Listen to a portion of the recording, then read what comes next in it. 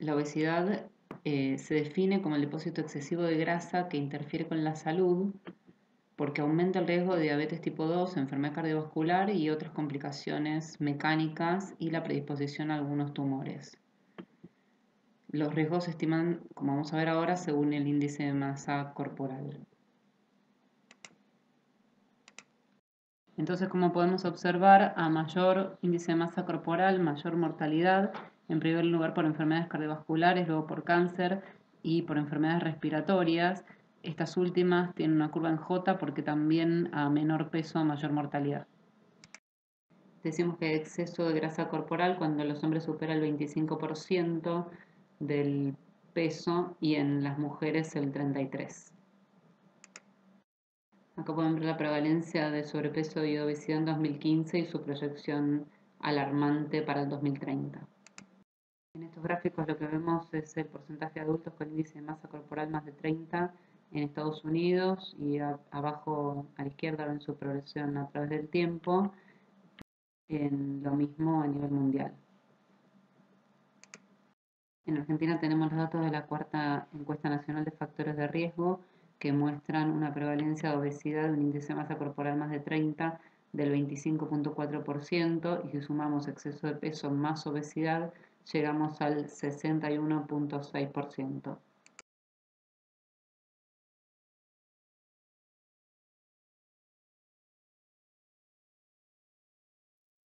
Para entender las causas de la obesidad y para entender la parte de farmacología, es importante comprender que nuestro genoma humano no ha cambiado demasiado con respecto al hombre prehistórico y que nosotros estamos diseñados para ahorrar energía en esos periodos de hambruna muy distintos a lo que pasamos hoy. Los invito entonces a repasar la clase de fisiopatología para comprender los mecanismos de apetito y saciedad a nivel cerebral y los estímulos que recibe el cerebro desde el intestino delgado, desde el tejido adiposo, desde el estómago, desde el intestino grueso. Y la interacción entre todos los sistemas. Entonces lo que podemos observar es que la mayoría de los casos, más del 95%, son causas primarias que tienen que ver con la interacción de nuestro genoma con el medio ambiente y por supuesto de factores culturales, sociales y económicos, y el resto de las causas que pueden observar son las menos frecuentes. Sí destacaría el tema de los fármacos. Por eso acá para comprender el problema tenemos una lista de fármacos en diferentes patologías como diabetes, hipertensión, depresión, antipsicóticos, antiepilépticos, hormonas y esteroides y también los antirretrovirales, encolumnados en cuáles producen aumentos de peso, cuáles tienen un efecto neutral en el peso y los menos cuáles disminuyen de peso. Les dejo un mini resumen de las consecuencias del exceso de grasa con sus complicaciones metabólicas, mecánicas, oncológicas y psicopatológicas. Dentro del examen físico destacamos la importancia de los signos vitales, ver si el paciente tiene hipertensión, buscar hepatomegalia por hígado graso. En piel, además de las estrías, ver si el paciente tiene intertrigos, hirsutismo, acantosis nígrica, acroderma en los pliegues y presencia de edema y signos de insuficiencia venosa.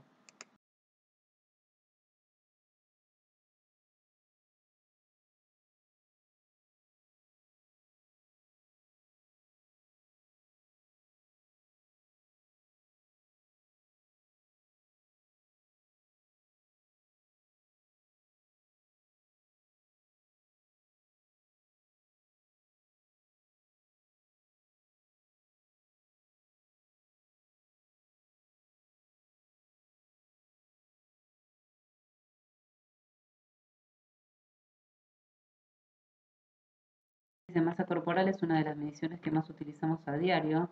Sirve más para screening en estudios poblacionales porque en la práctica clínica tiene limitaciones en pacientes deportistas, en ancianos o índice de masa corporal muy baja y además no distingue entre la grasa y el músculo ni tampoco ve la distribución del tejido adiposo. En cambio, el perímetro abdominal estima mejor la grasa intraabdominal y correlaciona mejor, como pueden ver en el gráfico, con riesgo cardiovascular. Y acá vemos como un paciente con sobrepeso, pero con cintura más de 102 para varones, más de 88 para mujeres, tiene el riesgo cardiovascular aumentado tanto como un paciente con obesidad. Y fíjense cómo también aumenta el riesgo de diabetes e hipertensión, tanto en hombres como mujeres, cuando aumenta la circunferencia de cintura a valores superiores a los que ya hemos visto. Los pliegues cutáneos debe hacerlos un personal entrenado para que haya poca diferencia entre la toma de los mismos entre diferentes operadores, incluso intraoperador, y calcula la grasa corporal mediante una fórmula que utiliza la medición de los 4 pliegues según edad y sexo.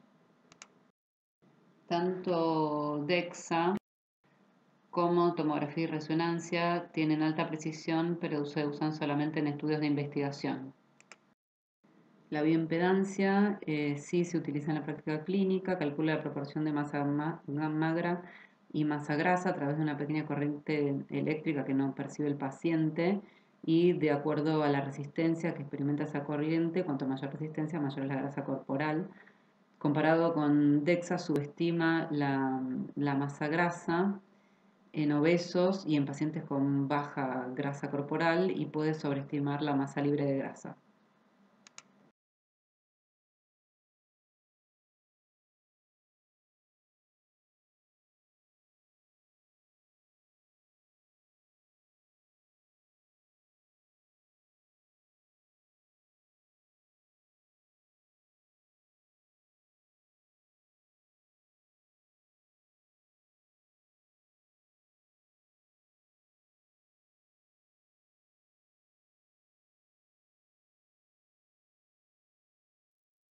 Sabemos que el paciente que aumenta de peso, que aumenta su grasa corporal, tiene más riesgo cardiovascular, como ya hemos visto, y también sabemos que disminuir de peso disminuye la mortalidad cardiovascular, disminuye la presión arterial, disminuye la glucemia en ayunas, mejora el perfil lipídico y también disminuye la muerte por cáncer.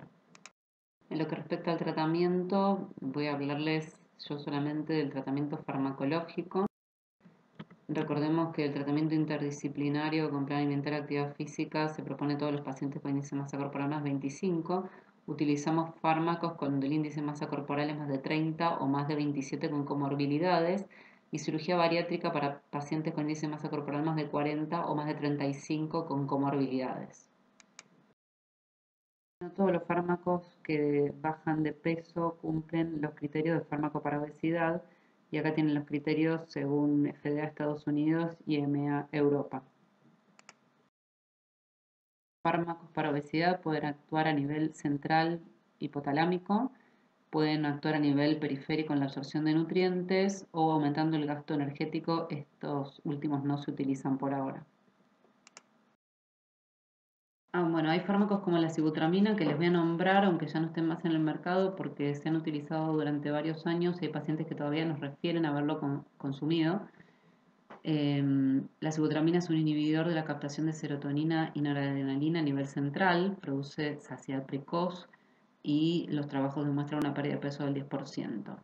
Por su mecanismo de acción debemos tener precaución en pacientes con factores de riesgo cardiovascular o enfermedad cardiovascular o hipertensión mal controlada, también en pacientes con glaucoma, y se retiró del mercado en el año 2010 justamente porque se vio aumento del riesgo cardiovascular en cierto tipo de pacientes.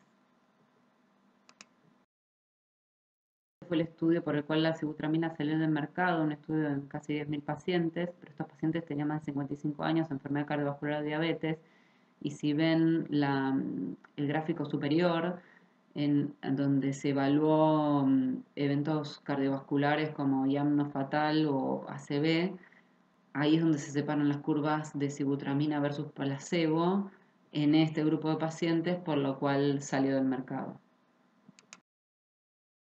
Masindol es una droga que genera mucha controversia, ahora les voy a explicar por qué. Se lo clasificaba como un anorexígeno de la familia de las anfetaminas, aunque su estructura parece que es más parecida a la de un tricíclico y no estaría relacionado con anfetaminas.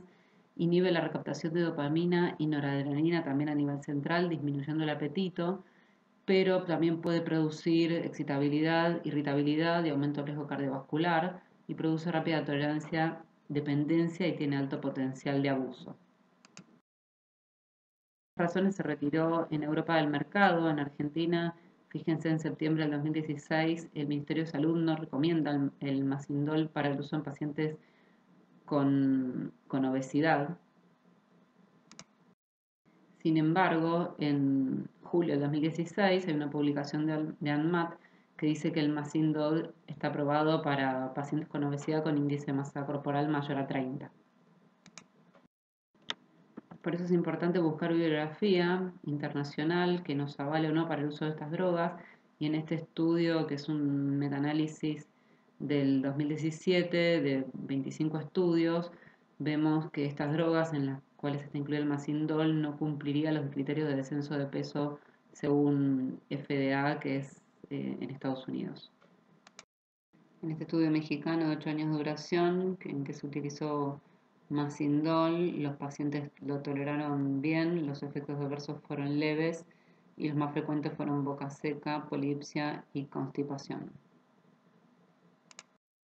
El orlistat tiene un mecanismo de acción diferente, ya que interfiere con la absorción de nutrientes, porque es un inhibidor de la lipasa pancreática y gástrica en el lumen gastrointestinal, impide la absorción de un 30% de la grasa ingerida, también se asocia a una pérdida de peso del 10%, se puede utilizar en mayores de 12 años. Es importante indicar un multivitamínico por la pérdida de vitaminas liposolubles, por la falta de absorción, mejor dicho, que genera este medicamento. Tiene que administrarse con 4 horas de diferencia de la levotiroxina. Puede aumentar la concentración de warfarina y disminuir la de antipilépticos, levotiroxina y ciclosporina. Y fíjense en este estudio, pacientes con intolerancia a la glucosa que fueron divididos en dos ramas, a placebo o orlistat. Los que estuvieron en la rama del orlistat disminuyeron el riesgo de presentar diabetes. Revisando bibliografía un poco más actual del orlistat, lo que encontramos es que tal vez no es el más potente, pero sí es un poco más económico que otros. Disminuye peso 3 kilos en un año, más del 5% del descenso de peso en el 20% de los pacientes, mejora presión arterial, sistólica y diastólica, LDL y glucemia, y disminuye, como recién vimos, la progresión a diabetes en pacientes con intolerancia a la glucosa.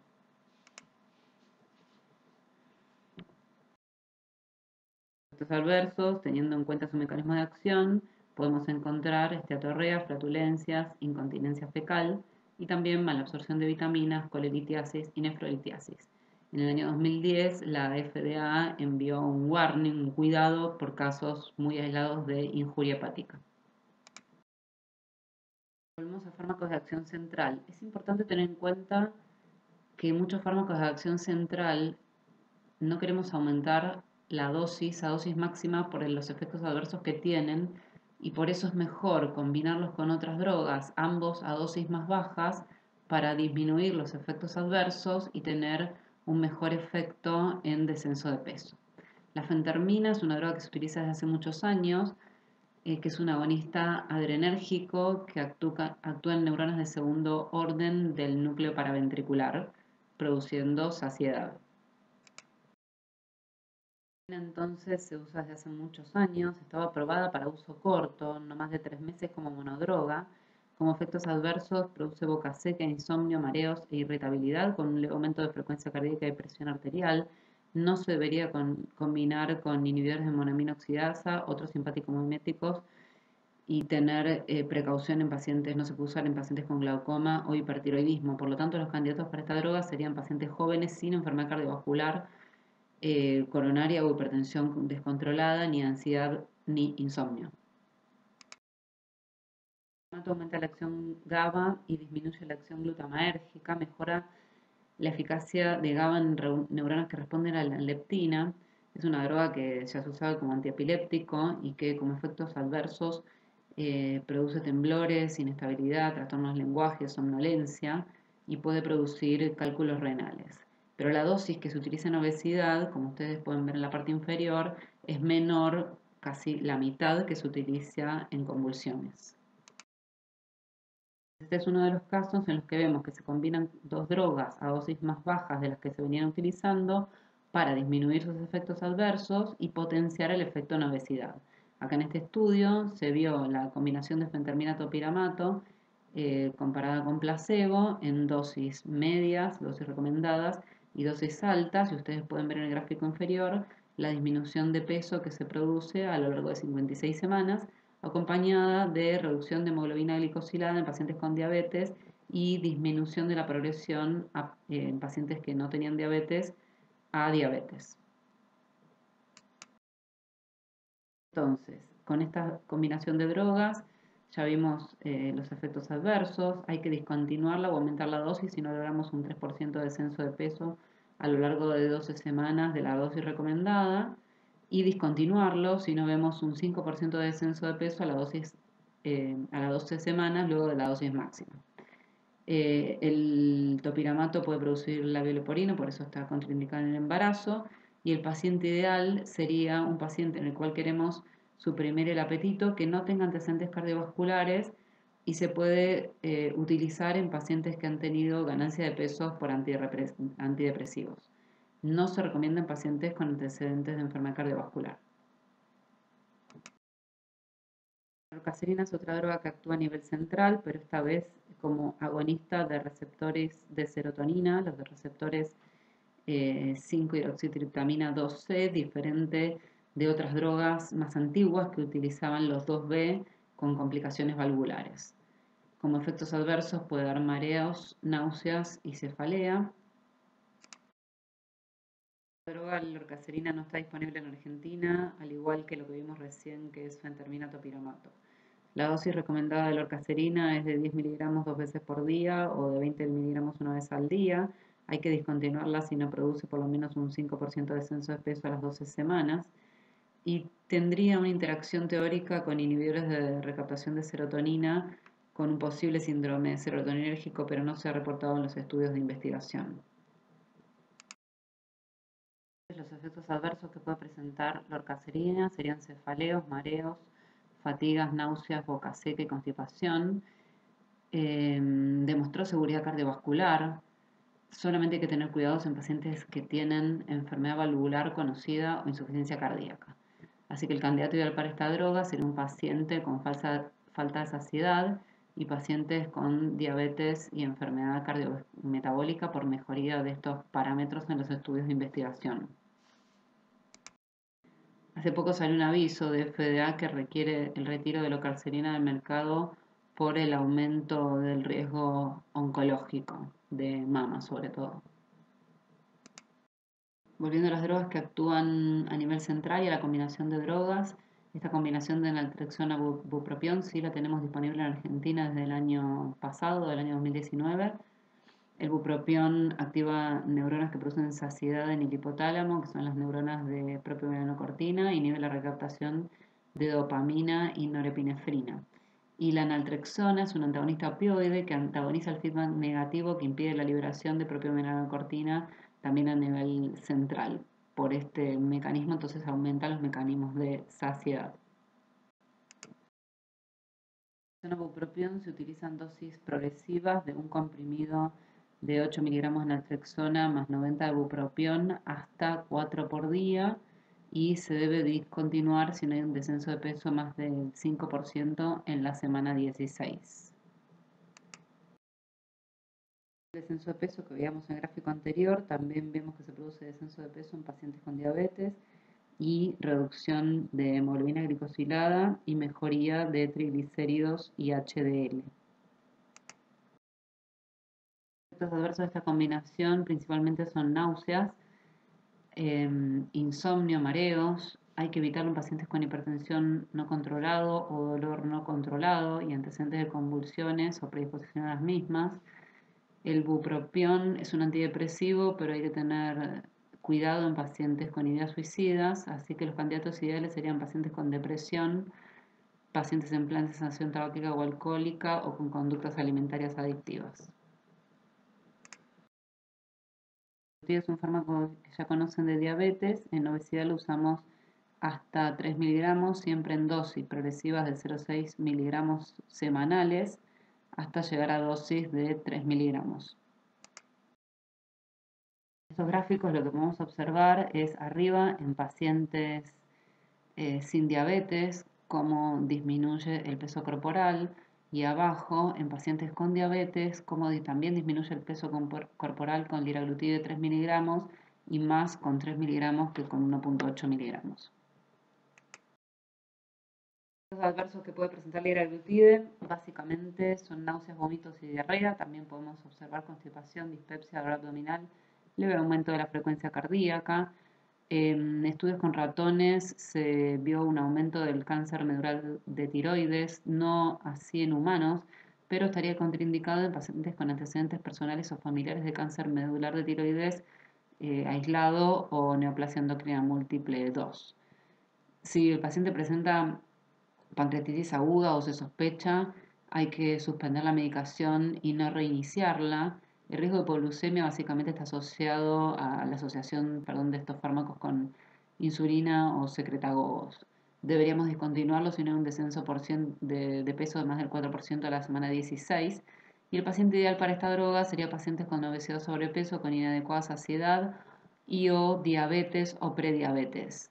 No altera los neurotransmisores, por lo tanto no interfiere con medicación psiquiátrica. Esta diapositiva es para que vean que lo podemos usar desde clearance de 30 en adelante, pero no lo vamos a usar en pacientes que tengan menos de 30 de clearance de creatinina. Estas drogas, como el dietilpropión, o ya vimos también la fentermina como monodroga, están aprobadas en Estados Unidos para tratamientos cortos, no más de 12 semanas, en pacientes con índice de masa corporal mayor a 30. Acá pueden observar una serie de fármacos en investigación. Por comprobados efectos adversos, estas drogas no deben utilizarse para obesidad. Por supuesto, un paciente que tiene hipertensión puede usar diuréticos y un paciente que tenga hipotiroidismo puede usar levotiroxina.